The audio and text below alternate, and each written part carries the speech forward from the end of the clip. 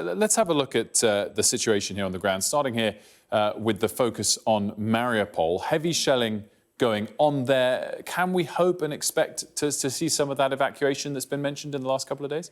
Well, I think we are finally starting to see encouraging reports that some buses are able to leave from the locale of Mariupol. Haven't yet seen anything for definite that says that citizens within the city itself are being allowed to leave. We know that previous attempts to establish these corridors haven't worked. And we also know that there may well be agreements officially to implement these corridors, but the situation on the ground, communication is very difficult to those troops on the ground. They will be on very high alert for the other side to take advantage of this. So it is still a very risky operation. Let's also touch on what the UK MOD announced earlier today, which is that they think some troops are being moved by the Russians from Georgia as reinforcements. Is that something that we expect to happen meaningfully? Yeah, so I think we'll start to see this happen more and more. It's a real clear sign that this would not have been part of the original plan. They would have hoped to use the manpower that they had initially committed.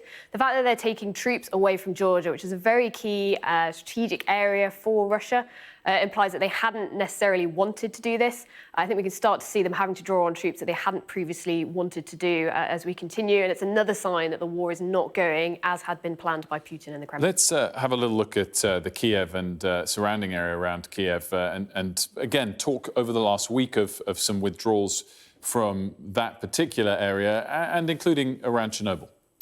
Yeah, so we've seen Russian troops withdrawing from around the northwest of Kiev, and this was really very key for them. They'd committed some of their best troops, their airborne forces, to Hostomel airfield northwest of Kiev, and they've started to withdraw further northwest. And I think this is a continuing sign that they've realised that Kiev will not be a city they'll be easily able to take, and they may be therefore looking to focus and redeploy down to focus on Mariupol, which is by far their #1 priority. The other thing we've been discussing today is this explosion, this fire at Belgorod, and whether or not that is likely a Ukrainian offensive move, which, of course, across the border into Russia.